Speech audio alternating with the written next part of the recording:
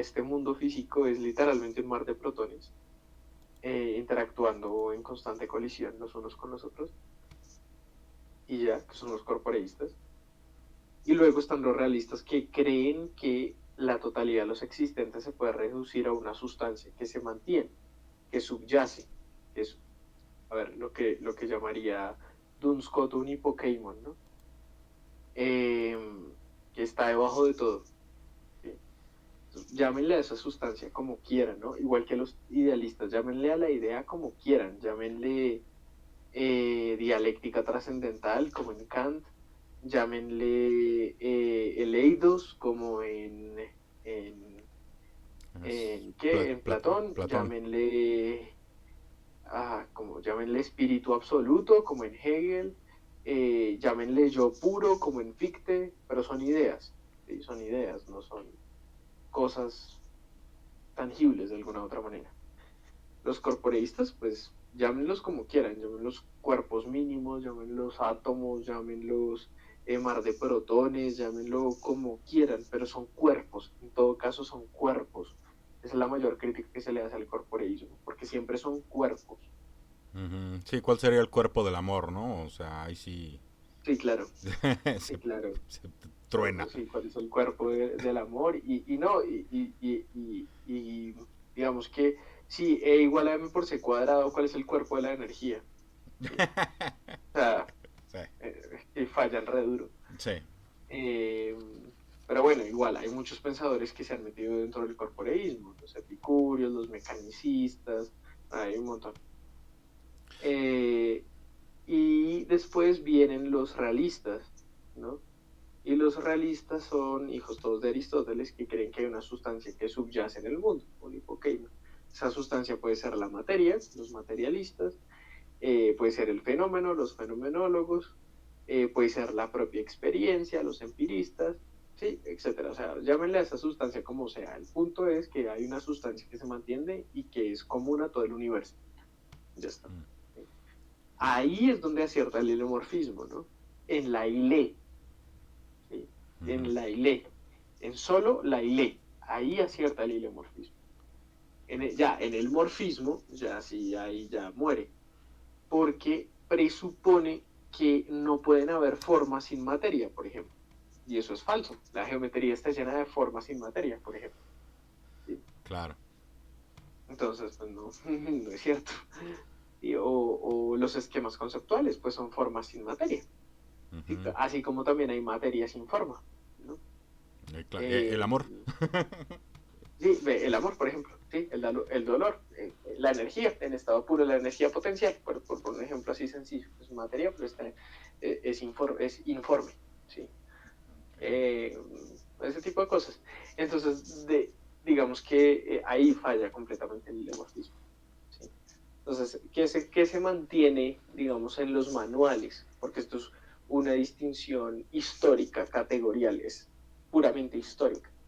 Pues se mantiene la idea de que los realistas, y en general los filósofos cuando se declaran a sí mismos realistas, lo que están haciendo es diciendo que hay una sustancia que permanece en el mundo. ¿Sí? Cuando se dicen realistas, se están negando como idealistas y se están negando como corporeístas, tanto como si se dice idealista, se niega como realista y se niega como corporeísta. Es esto, si no es una distinción como así al pie de la letra, porque creo que me parece que era Gus el que decía, y que me decía muy acertadamente que si la realidad es la totalidad de los existentes y ese existente al final viene de la materia, pues lo primero debería ser la materia. Y sí, tiene razón, o sea, en términos explicativos cronológicos, digámoslo, tiene razón. Esta es una distinción de manual, ya está. Ok. Ok, no bueno, pero entonces, por ejemplo, esto da lugar a las... Me quedé pensando por qué descartamos el acto y potencia y hablamos de energía potencial, pero lo voy a dejar para otro día. No, la energía potencial es simplemente el nombre, ¿no? Porque igual ahí está. O sea, en tanto energía, ahí está la energía, por ley de conservación de la energía, ¿no? Ahí está, pero yo no creo que, o sea, esa potencialidad de la que habla la energía, en el caso de la energía potencial, no es la misma Sí. potencialidad. No, Eh, no, no está partiendo el ser aristotélica. en dos. No, no, Sí, todavía no podemos exactamente. decir que no. Sí. No, me quedo pensando siempre en qué cosas después se nos pueden tornar en contra. Viste que yo Perdón, hablo un poco perdón, no te en las entendí. cosas que se nos pueden tornar en contra, no importa. O sea, Ah, no, bueno, son, ahí sería un equívoco, Gustavo, porque la energía, el potencial de la energía potencial, evidentemente no es la potencia a la que se refiere Aristóteles. no, no, evidentemente que o sea, se parte al ser en dos. Pero bueno, después, después se los escribo por interno. Vale, vale, vale, vale. Vale, vale, me parece. En todo caso, esta ¿Tú discusión, ibas a bueno, decir algo, Rafa? pues nada, no, iba a ser una especie como de recuento, ¿no? O sea, es que la discusión de miles de años, o sea, cómo vamos platicando u observando cómo filósofos a lo largo de la historia se contestan los unos a los otros. Gustavo decía que era el Facebook del pasado, cabrón. Sí, sí, no, literalmente, literalmente es así. Y se dan durísimo. O sea, sí, así, literal, se dan durísimo. Eh, Hegel, por No, ejemplo, Hegel, y ustedes piensen a que los seguidores de los filósofos, lo que tenían obviamente acceso a literatura, que no era todo el mundo, pero la mayoría era analfabeto, sobre todo en la Edad Media, sí, tenía que esperar a que hubiera una respuesta, sí, de claro, repente años, siglos, a lo que sí, hemos claro. llegado con la mediatez, ¿no? Sí, sí, sí, sí, sí. Y se dan re duro, por ejemplo, yo le contaba ayer a quién, a Rafa, la contestación que le hace Suárez al principio de identidad eh, tomista.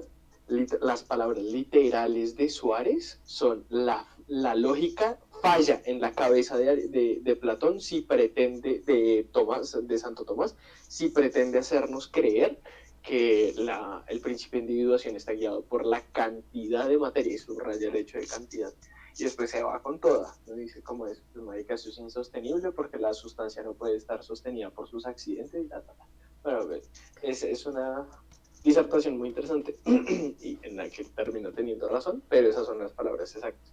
Cuando Hegel critica a Schelling, le dice, dice la filosofía de Schelling, eso, leer la filosofía de Schelling es como leer una noche oscura donde todos los gatos son pardos. Así escribe Hegel la literatura, la filosofía de Schelling. Y así se dan durísimos los unos contra los otros. A Schopenhauer. Schopenhauer cuando leía a Hegel decía, yo quisiera un día poder tenerlo de frente y que me sostenga todas estas pendejadas que dice la libertad. Así, así, así. Es que se dan durísimos los unos con los otros, pero pues digamos que eso es muy chévere. Sí. Filosófico. De hecho, Sebastián, si puedes darnos un breviario sobre esta respuesta de Suárez al tomismo, específicamente este, la Al forma. principio de identidad. Ajá. Te lo agradecería mucho, ¿no? Sobre todo para el público que no está familiarizado con este tipo de explicaciones. Bueno, el principio de identidad de Santo Tomás es quantum materia asignada, cantidad de materia asignada a un cuerpo. Y eso seguía, pues recordemos que Santo Tomás seguía directamente de Aristóteles, ¿no? Toma enteramente Aristóteles. Por lo que yo dije antes, por eso los apologetas aciertan al decir que Santo Tomás hace parte del realismo teológico, ¿sí? Entonces vean cómo el hecho de que sea realista o no sea realista simplemente significa que hay una sustancia que se mantiene, ya está, ¿sí? Llámele a esa sustancia a Dios si quiere, ¿sí? Pero hay una sustancia que se mantiene, ¿sí? Entonces no es necesariamente que entiendan la realidad tal como lo entiende cualquier otro sujeto, ¿no? Hay realismo naturalista, hay realismo... Sí, dentro del realismo hay muchas posturas. Y lo único que tienen todas esas posturas en común es el hecho de que dicen todas que hay una sustancia que se mantiene. Y ya está. ¿Sí? Pero bueno, fin del paréntesis. Qué estupidez. Sí, es de manual, es de manual. Es una distinción ahí de manual. Que simplemente nos sirve a nosotros como filósofos para hacer distinciones categoriales entre los diferentes filósofos, ¿sí? Entre la diferente literatura que uno está leyendo. Entonces uno dice, claro, este man piensa de esta manera porque es idealista y en ese sentido cree que lo que sustenta al mundo pues es la idea. Este man piensa de esta manera pues porque es corporeísta y piensa que lo que sustenta al mundo es el cuerpo. Este man piensa de esta manera pues porque es realista y piensa que lo que sustenta al mundo es una sustancia que se mantiene. ¿Ya? Simplemente eso es categoría. Bueno, fin del paréntesis. Ahora sí. Santo Tomás dice que el principio de identidad es quantum materia asignata, cantidad de materia asignada a un cuerpo. Es el principio de individuación en Santo Tomás de Aquino. Se le vienen muchas críticas, ¿no? Porque si uno piensa en que lo que hace diferente a un cuerpo del otro cuerpo es la cantidad de materia asignada al mismo, pues entonces, ¿quién individúa a los ángeles, por ejemplo? ¿No? ¿Cómo se individúan los arcángeles? ¿O cómo se individúan los querubines? ¿O cómo se individúan los signos del zodiaco? ¿Sí? Si es cierto que el principio de materia es el quantum materia asignate, ¿cómo se individúan, por ejemplo, los signos del zodiaco? o los ángeles, en el caso de la teología. Santo Tomás ofrece dos posibles respuestas, de las cuales va a elegir una de las dos. La primera es, aparte hay dos posibilidades, o hay una especie de materia que no es física, o los ángeles se dividen por géneros. ¿Sí? Entonces, pero claro, esto de la materia no física suena a frío caliente, ¿no? Yo decía ayer a nieve frita. ¿Sí? Suena insostenible. Pese a que materialistas contemporáneos como Gustavo Bueno crean que hay una suerte de materia que no es física. Bueno, no es tanto que no sea física, sino que no es corpórea. Correcto. Hay una suerte de materia que no es corpórea. En eso sí siguen a los jesuitas. Los jesuitas son los primeros a proponer una materia que no es corpórea. Claro, la materia no corpórea de los jesuitas y la materia no corpórea de los materialistas filosóficos, pues dista mucho, ¿no? La materia no corpórea de los materialistas es la energía, la distancia, bueno, etc., ¿no? Miden las ondas. Mientras que para los jesuitas, pues es como el espíritu y toda esta cosa. Entonces, es otra forma.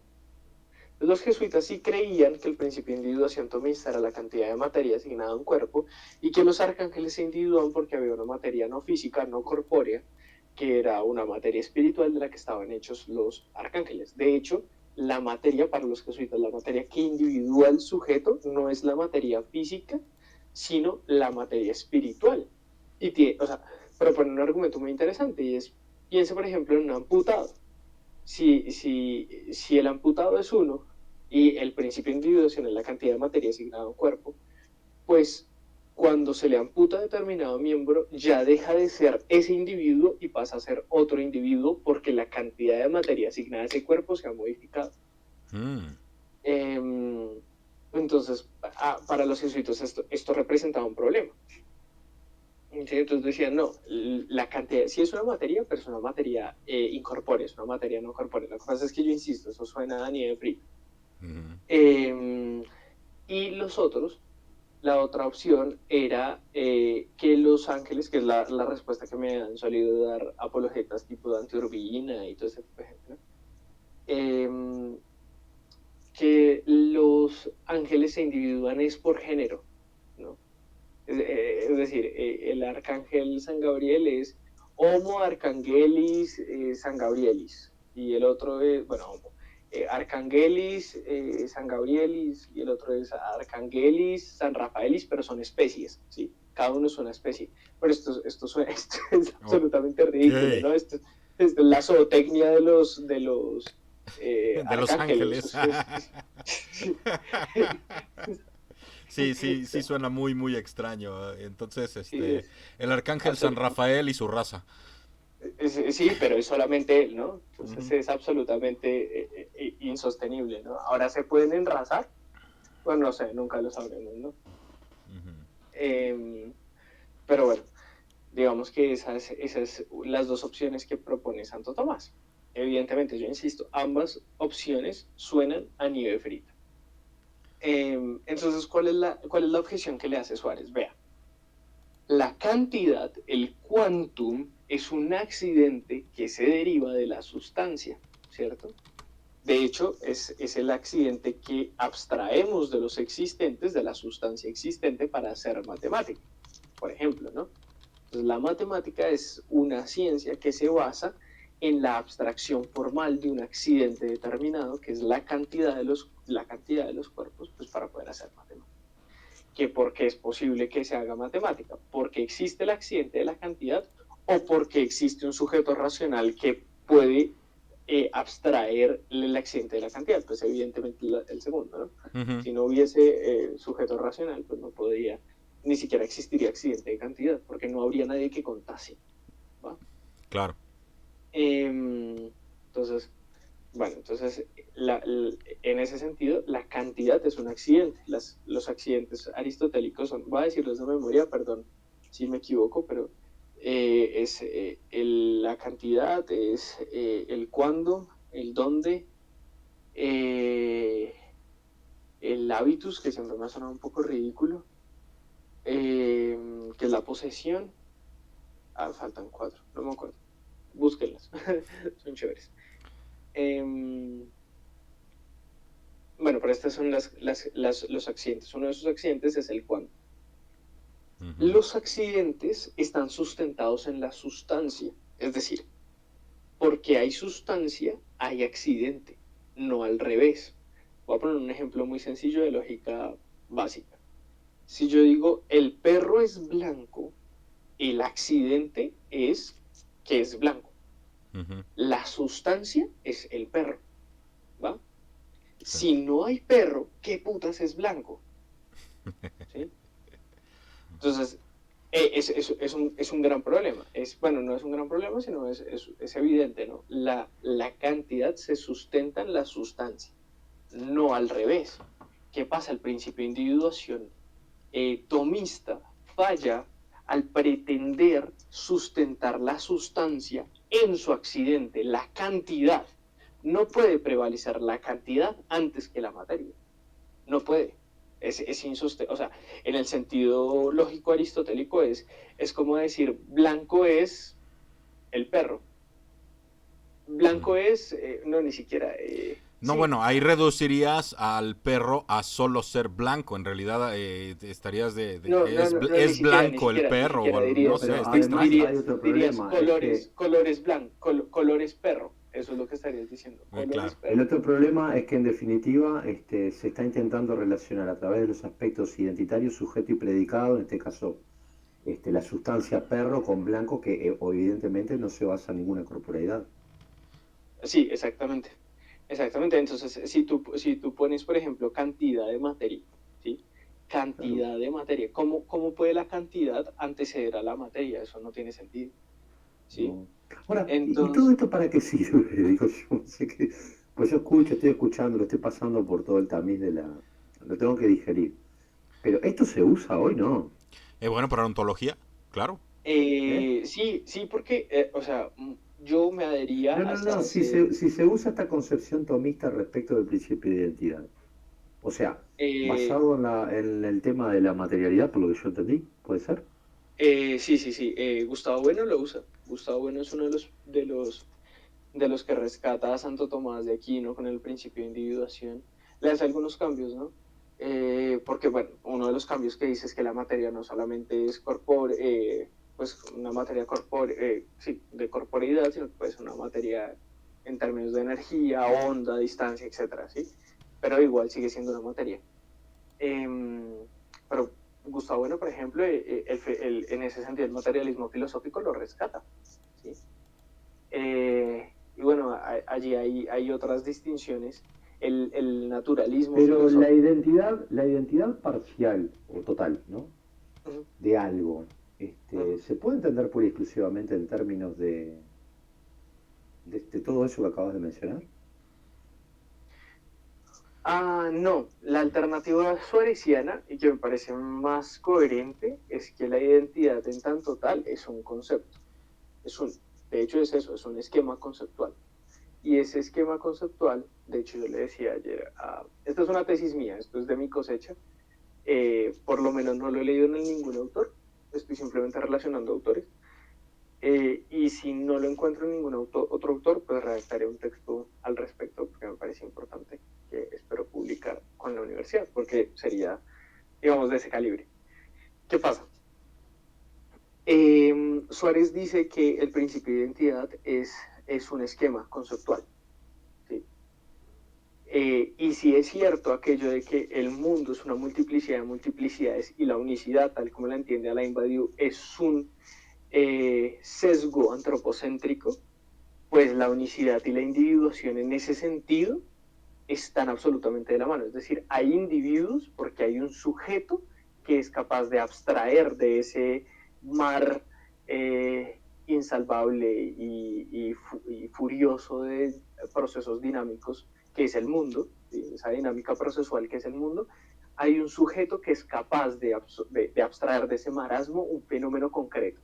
Y a ese fenómeno concreto es capaz el sujeto de ponerle características de individuación particulares. Es decir, hay y el rasgo identitario en sí mismo, sí, está bien. Exacto, hay individuos porque hay un sujeto para decir que hay individuos. Si no hubiese un sujeto para decir que hay individuos, los fenómenos no tendrían una razón real de identidad individual. No estoy diciendo de identidad sí, serían genérica, puras ¿no? multiplicidades, está bien. Exactamente, serían puras multiplicidades.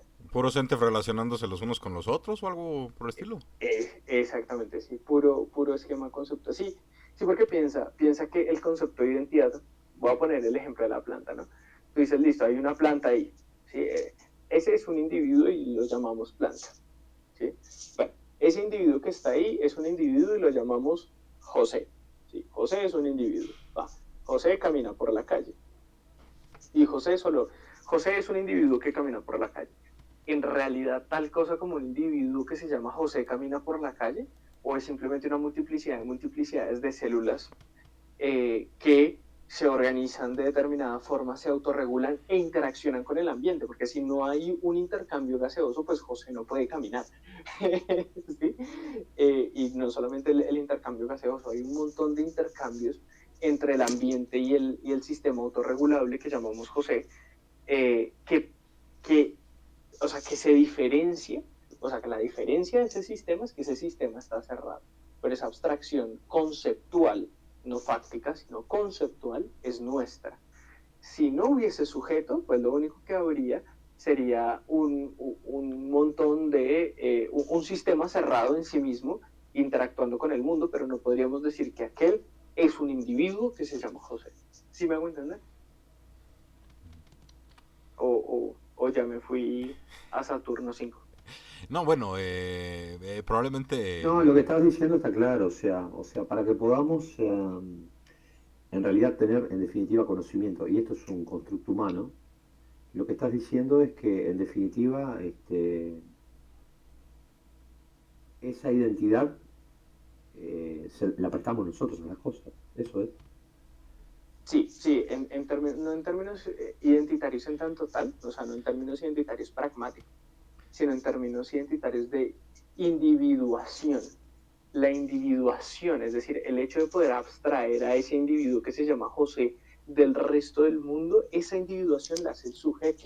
Porque si no hubiese sujeto, José tiene necesariamente que seguirse relacionando con el mundo y en ese sentido no es un individuo separado del mundo, es un sistema relacionándose con el resto del mundo. ¿Sí? Hace parte del mundo, ¿sí? José hace parte del mundo en ese sentido. Claro. ¿Sí? Entonces, factualmente, pues José, no podemos separar, individualizar a José y abstraerlo del mundo, que es lo que pretende ser el principio de individuación, ¿no? Sino que ese principio de individuación es realmente, en términos esquemáticos, del sujeto. Sí, si no hay sujeto, no hay individuación, punto. Sí, claro, no vendría a ser, José es de apellido Simploqué. Sí, exactamente. Sí, exactamente. José es apellido Simploqué, sí, qué buena forma de decirlo. José Simploqué, ese sería un buen nombre. Ahora, que esto tiene mucho que ver, por ejemplo, con lo que Gus decía. Esto tendría importancias, porque claro, ustedes me están escuchando aquí, y bueno, marica, ¿esto para qué putas me sirve en la vida? Bueno, ¿acaso el sujeto de derechos, cierto? que es el concebido desde la concepción, ¿es un individuo, sí o no? Ahora, si yo estoy diciendo que la individuación parte del esquema conceptual del sujeto que nombra el individuo, pues nos metemos en un pedo más grande todavía. Ah, bueno, pero ahí se van a tener que poner de acuerdo todos los sujetos o el sujeto universal al respecto de lo que es un... ¿Estabas hablando del aborto? Me pareció. Sí. Ah, perdón. Sí, claro. Sí, Y claro. obviamente no se van a poner de acuerdo porque ni siquiera se pusieron de acuerdo todavía qué carajos es un ser humano. Así que por lo pronto menos se van a poner de acuerdo en qué es un individuo, un ser humano. En realidad, exacto, y eso en realidad lo que termina probando es el punto anterior. Hay individuación a partir de que el sujeto determina que hay un individuo, si no, pues algunos sostendrán empedernidamente, y creo que yo seré uno de esos que sostengan empedernidamente que, pues, que es un cúmulo de células que depende absolutamente de la madre, pero allí no hay individuación. Mientras que habrán otros que digan, no, sí, porque un ADN de alguna otra manera le es particular, y etcétera. Sí, hay argumentos obviamente que pueden apoyar eso. Está muy bien. Entonces, bueno, chicos, yo los dejo porque me tengo que ir a cocinar.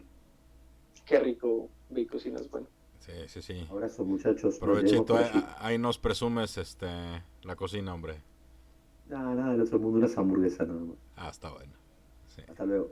Hasta luego. Chao, chico. Bueno, no sé si alguien tenga preguntas, que me senté a dar clase de escolástica. No, bueno, ha estado espectacular, o sea, de una u otra manera, la escolástica está muy fundamentada en este tipo de pensamiento, ¿no? ¿Qué tipo de pensamiento? En o sea, no específicamente en el quantum materia asignata, sino en esta forma de ver el mundo desde el tomismo o similares, ¿no? No sé a qué te refieres, perdón. A ver, bueno, como este muchacho, no recuerdo bien el nombre, de la doble T, que estaba diciendo que cada una de las partes es más fundamental que el todo y está tratando... joder. Ese, exactamente. Sí. Creo que repitió como 10 veces esta idea de que la mano es más fundamental que el todo, pero no se puede mover sin el todo. Realmente el joven parecía no estar prestando atención a lo que tú le estabas explicando, ¿no? Sí. Y en general la escolástica discurre por estos caminos que son sinuosos. El tomismo igual, ¿no? El tomismo, a mi parecer, ¿qué pasa con el tomismo? Yo creo que del tomismo hay cosas que son muy salvables. Por ejemplo, creo que sus relaciones económicas partientes de la libertad son muy salvables. Su filosofía política, donde el poder le pertenece al pueblo, por ejemplo, es Santo Tomás. Santo Tomás creía fehacientemente que el poder le pertenecía al pueblo y que es el pueblo el que se le otorga al rey. Pero si el pueblo, si el rey, ¿por qué? Porque Dios le da el poder al pueblo y el pueblo se lo da al rey. Y si el rey atenta contra Dios, el pueblo le puede quitar el derecho al rey. Ok, muy cercano. Muy cercano a lo que platicamos sobre libertad y Estado hace unos días, ¿no?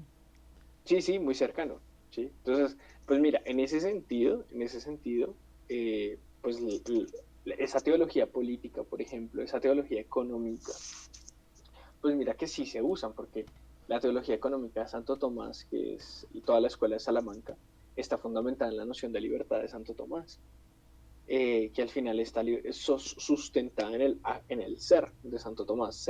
Santo Tomás entiende el ser como el acto actum, es decir, el, el puro aparecer, digámoslo, ¿no? El apareciendo más bien, ¿no? No el aparecer como verbo transitivo, sino el apareciendo como conjugación en presente continuo. Ese es el ser de Santo Tomás, ¿sí? Y de allí surge toda una política económica que es muy interesante. Entonces creo que hay cosas de Santo Tomás que no son útiles aún hoy en día, pero hay otras donde no, perro. O sea, simple y sencillamente no. No, No, es que no la... ¿Perdón? Sí. Adelante. No, es que no la da, que no la da. Claro, claro, claro.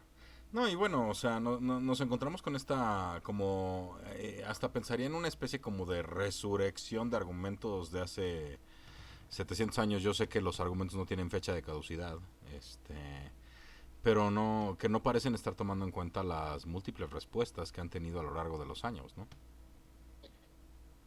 Respecto a los tomistas, dices, Ajá, sí, por ejemplo, como Hader. Em, pues sí, sí, es decir, bueno, él cita atomistas contemporáneos, ¿no? Ujú. Eh, Sí, como Fesser. Fesser, Fesser y ahorita cita otra vieja, no me acuerdo el nombre. sí.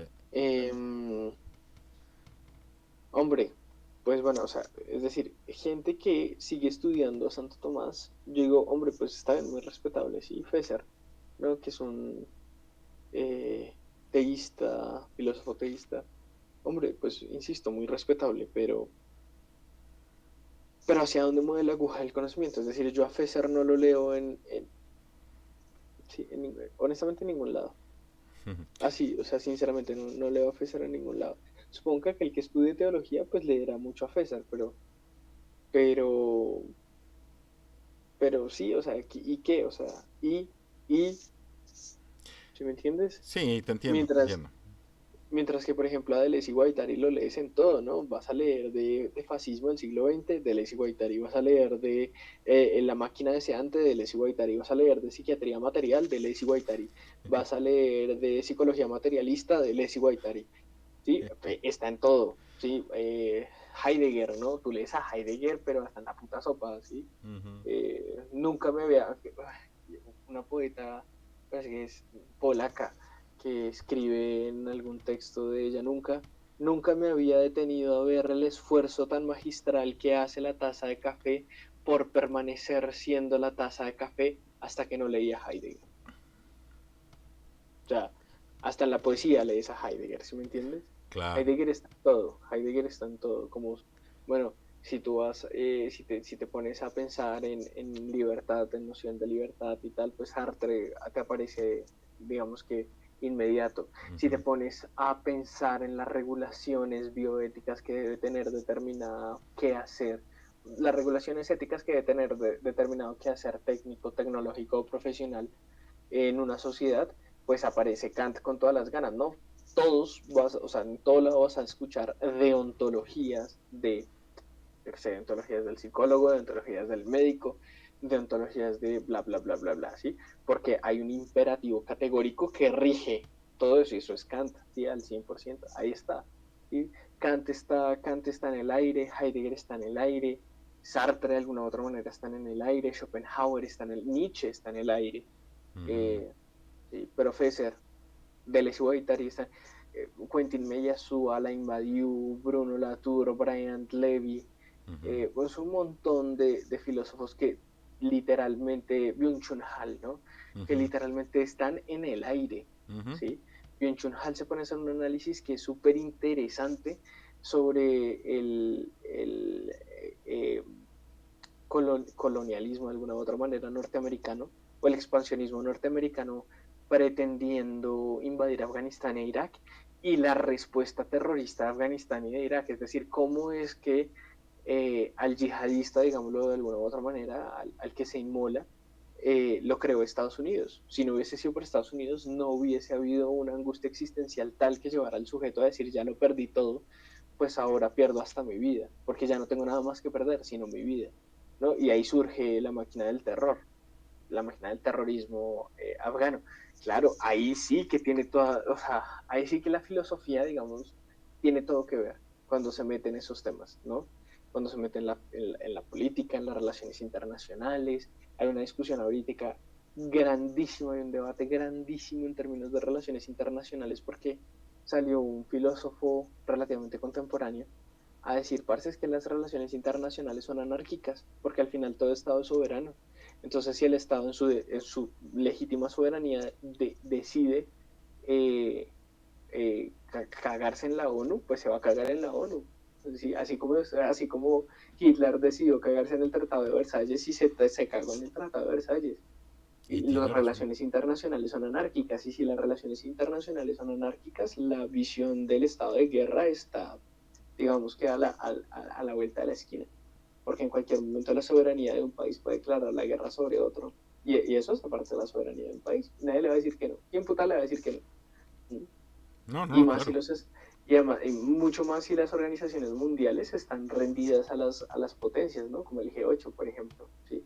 Si Estados Unidos, por ejemplo, si Estados Unidos en el Consejo de Estado dice que va a atacar a Venezuela, ¿quién puta le va a decir que no? Bueno, ¿Sí? capaz que ahí Putin tendrá algo que decir, no sé. Pero realmente Pues sí, le vale dos pepinos a Estados Unidos si alguien más dice algo. sí, exacto, le importa dos pepinos. Y bueno, Putin podrá decir lo que quiera, pero si el man quiere desestimar, el ejemplo perfecto es la Mundial de la Salud y Trump. Si a Trump le importa dos pepinos la Organización Mundial de la Salud, pues Trump se va a la Organización Mundial de la Salud. ¿Y qué van a hacer? Pues nada, no pueden hacer nada. Trump se fue, ya. ¿Sí? ¿Qué pudieron hacer así? Entonces, las relaciones internacionales son anárquicas, y los tratados internacionales son simplemente adornos de papel que están ahí como placebos para hacernos sentir mejor. Pero en realidad no se toman acciones políticas reales respecto a esos tratados. ¿Cuántos países cumplen realmente la Agenda 21? O el Ujú. Tratado de París, ¿sí? Respecto a la contaminación ambiental, por ejemplo. Sí, no, Sí, al Tratado de París se adhieren de adorno ahí los que de todas formas difícilmente pueden hacer un cambio grande, ¿no? O sea, Estados Unidos se hizo un lado, China se pasa por el arco del triunfo de los tratados de París, sí, tienen toda la razón, o sea, ahí comparto completamente. Vivimos en un mundo en el que los estados este, son anárquicos. Sí, son soberanos. Y ajá. eso se suma a otra postura de otro filósofo que dice que incluso la vida dentro de la sociedad es anárquica, porque el Estado no puede presionar al sujeto. El Estado puede presionar una cédula a través de los ministerios, una DNI o como quieras llamarlo, pero presiona son números, no puede presionar al sujeto. Y el ejemplo, me parece que el mejor ejemplo es, yo no sé si ustedes conocen la Legión Extranjera Francesa. Mm, sí, Bueno, bueno, los que hacen misiones para ayudar a personas necesitadas en África. eh, necesitadas. Sí. Ok, ok. También responden No, a intereses, ¿no?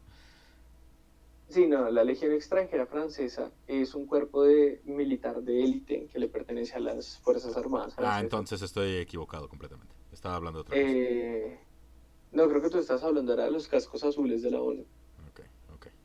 Vale. o de la UNESCO, pero bueno, sí.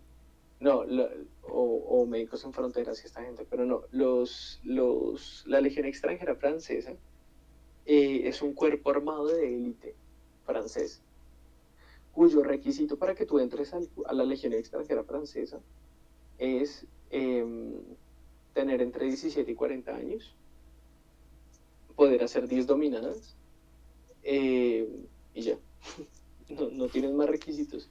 Ok. ¿Sí? Entonces, eso significa que muchas personas ven la Legión Extranjera Francesa como una posible salida o un posible escape a los problemas que están teniendo. Ah, bueno, y tienes que ser hombre. Ujú. Pregunta Vicky que Eh, si son mercenarios prácticamente.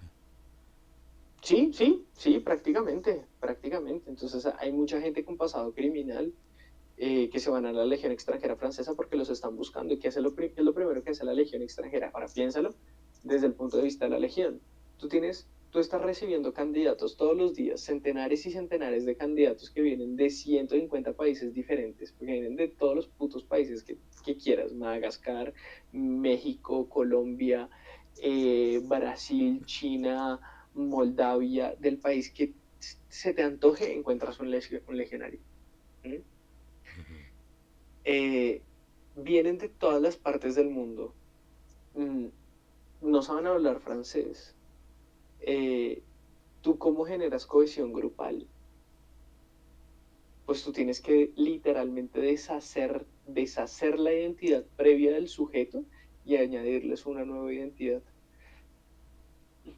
Es decir, que si tú te llamas Rafael y te vas y te enlistas en la Legión Extranjera, en el momento en el que te den el aval para entrar a la Legión Extranjera, Dejo. dejas de llamarte Rafael Tapia y pasas a llamarte Jean, Jean Rousseau, yo qué sé. Sí. ¿Sí? Wow. Sí, el punto es que dejas tu nombre anterior.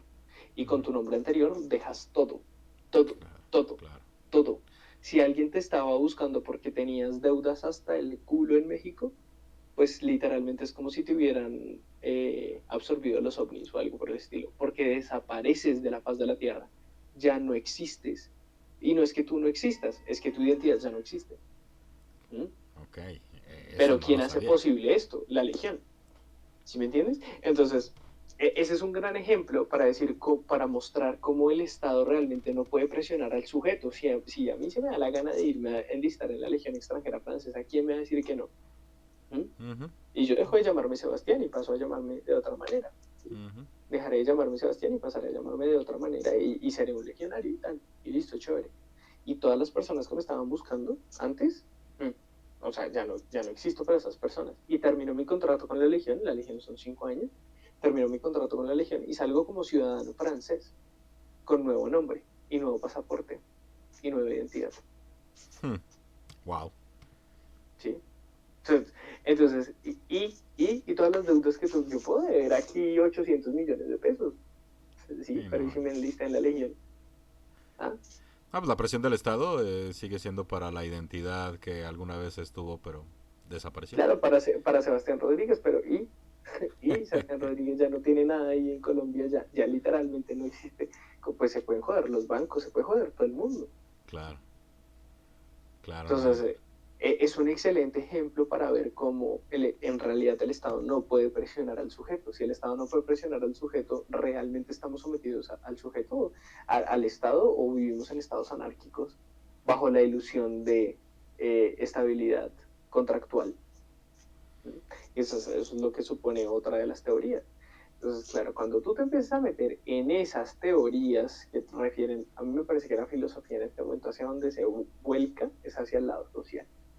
Hacia allá es donde nos toca mirar a nosotros como filósofos, que es la identidad, que es el género, que es el Estado, que es el gobierno, que es el poder, etcétera. Sí, hacia allá nos toca mirar a nosotros como filósofos en este momento, claro. Si no eres filósofo de la ciencia, si eres filósofo de la ciencia, pues para otro lado, pero digamos que en términos generales es hacia allá donde toca mirar. A Junger Habermas, eh, a Theodor Adorno, Maxwell Horkheimer, eh, a, Walter Benjamin, toda esta gente, ¿no? Foucault, Jacques Derrida, el estructuralista que nunca me acuerdo el nombre, pero toda esta gente hay que mirarla, porque claro, porque si estas son las teorías que salen, pues entonces ahora imagínate las teorías que salen acerca del manejo de información, qué es la información, de dónde proviene la información, etcétera, etcétera, etcétera. Hacia allá, digamos que camina la filosofía. Y así, y en vista de todo eso se hace la ontología y la metafísica de hoy en día. Pero entonces no es como que no es como que la filosofía no sirve para un carajo, o la filosofía medieval no sirve para un carajo. Claro que sirven, pero ¿en dónde sirven? Que es lo mismo que le decía yo a este man de Spinoza, ¿no? Pues sí, a Spinoza hay que leerlo, pero ¿qué nos sirve de Spinoza aparte de su filosofía política? El resto no es aplicable. Uh-huh. Sí, claro, bueno, se rescata lo que funciona, ¿no? O sea, las buenas ideas se pueden tomar desde donde salgan. Sí, eso. Sí, ahí sí, en algún momento también estuve platicando con una persona que decía que la Biblia esto, que la Biblia aquello, y le dije, a ver, las buenas ideas son buenas ideas, exista o no un Dios, ¿no? Sí. Entonces, pues ahí comparto contigo, o sea, de una u otra manera, si de la filosofía de Aquino se puede rescatar toda la idea de filosofía política, las nociones de libertad, economía, etcétera, bueno, pues se rescata y se usa, ¿no? O se analiza y se mejora, Uh-huh. que es lo que estamos viendo, ¿no? En todo caso, o sea, volviendo al tema de este filósofo que menciona tanto el tomista con el que estábamos hablando, Fesser, pues lo más que he escuchado de él es una entrevista que tuvo con Ben Shapiro y durante 15 minutos estuvo diciendo que los ateos hacemos hombres de paja. Perdón, tal vez no ha leído pues, lo que es la literatura y las respuestas que se prestan a las nociones tomistas, etcétera, ¿no? A mí en términos generales me emputa mucho, perdón el francés, Ujú. pero me emputa mucho ¿cómo decirlo? Como la hipocresía de esta gente, como llamémoslo la hipocresía arrogante de esta gente, ¿no? Que dicen que ya por el hecho es un berraca, ya por el hecho de pertenecer a determinada eh, facción de la filosofía, porque la filosofía, como bien lo acabo de mostrar, no es unívoca, Ujú. eh, pues el que se pertenezca a una u otra facción de la filosofía no te hace superior en términos filosóficos. Es Claro. decir, yo no voy a irme a decirle a un tomista es que mi filosofía es superior a la suya, ¿no? Yo lo que voy es hacer preguntas. Venga, responda esta pregunta, venga, responda esta pregunta. Así se hace un debate de filosofía. Ujú. Si no se O, puede. o bueno, también podrías agarrar y decir, ok, independientemente de la pregunta, que obviamente es pertinente, se puede explicar cómo falla el tomismo en X, Y o Z explicación o Sí, eso. análisis, ¿sí? Sí, como acaba de hacer con el principio de individuación tomista, ¿sí? Que Exacto. no se puede sustentar el accidente, que la sustancia no se puede sustentar en el accidente, etcétera, etcétera, Ujú. Sí, ¿sí? claro. Entonces sí, pero estoy atacando directamente el argumento. Yo no estoy diciendo de los tomistas que se la pasan haciendo falacias de petición de principio, aunque yo pueda creerlo, ¿sí? Claro. Porque es que es poco profesional de mi parte decirlo. ¿Sí? Ujú. O sea, yo puedo creerlo y muy en mi fuero interno puedo tener esta noción, pero no voy diciéndolo por ahí, porque es que siempre existe la posibilidad de que yo no entienda un carajo de tomismo. ¿Sí? Claro. Claro, claro. Y eso fue lo que me encontré, ¿no? O sea, precisamente por la mención de Fesser, bueno, pues me puse a investigar, escuché la entrevista, etcétera, vi el libro, vi un resumencito del libro, le presté ahí algún tiempo, ¿no? Para saber quién era esta persona a la que se refería. Y pues, perdón, pero toda su argumentación es que yo era ateo y los argumentos de los ateos son hombres de paja sobre los argumentos para la existencia de Dios, ¿no? Y de ahí no salió. Sí, Sí, bueno, pero demuestre cómo es que son hombres de paja, ¿sí? Porque no basta decirlo. exacto. Yo- sí, sí, yo puedo decir, no sé, que, que hay triángulos con cuatro lados, ¿sí? O triángulos, bueno, yo puedo decir que hay triángulos cuya suma de sus ángulos internos no implica 180 grados. Bueno, listo. ¿Y cómo, dónde están? Hágalos, ¿sí? Porque una cosa es decirlo. Sí, claro. Sí, claro. Evidentemente hay que sustentar lo que uno dice, ¿no? O sea, si uno dice, oye amigo, estás aplicando un argumento desde la ignorancia, pues vale la pena agarrar y explicar cómo es que se está utilizando ese argumento sobre la ignorancia, cómo es que lo que están diciendo parte desde algo que se ignora, ¿no? Sí, sí, de acuerdo. Sí. Y bueno, ahí ya escuchamos el argumento del agua. El argumento sí, sí, es que hablé ya como 30 minutos, tengo la garganta seca. No me sorprende, no me sorprende. De hecho, ha sido un programa excelente. Yo creo que vale la pena darle cierre y despedirnos de nuestro público. Muchísimas gracias, Sebastián. Muchísimas gracias a Myron, a Vicky, a Estefano, a Gus, que estuvieron aquí presentes con nosotros. Myron, Este. Vicky, Kenny, José, no sé los que están. Ujú. Antes de despedirme, ¿tienen alguna pregunta? Porque es que hablé aquí como una vil predicador. Va a cobrar 10 ahora en adelante. Dice Estefano que ya sabe a dónde irse después de pedir un préstamo de $1,000,000. Es a la legión, a la legión. A que se los voy a confesar, muy acá entre es un ambiente amigable. Yo tengo ganas de enlistarme en la legión. No porque estoy huyendo de nada, sino porque a mí se me hace una chimba. Sí, creo que los que me conocen de antes saben que la vida militar siempre me ha llamado. Mm.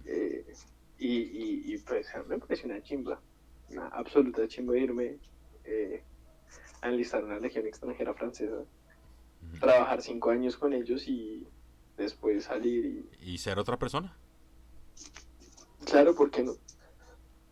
Igual el conocimiento, que eso es lo que tú necesitas para ser filósofo, el conocimiento nadie me lo va a quitar. Sí, sí, claro.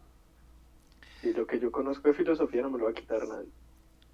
Y Entonces, bueno, pues, sería una chimba. sí, suena interesante. Yo ya estoy fuera de la edad disponible, pero bueno. Este, si te parece bien, lo vamos cerrando. Sí, sí, sí, me parece bien. Legio Patria Nostra, señor. De ello, Patria Nostra. Bueno, señoras y señores, esto ha sido la Cantina del Ateo. Muchas gracias por escucharnos. Si les gusta el video, denle me gusta, suscríbanse, denle click a la campana para que el sistema les avise cuando tengamos un nuevo contenido. Muchas gracias, muy buenas noches y muy buena suerte. Y no crean en los tomistas, no crean en los tomistas.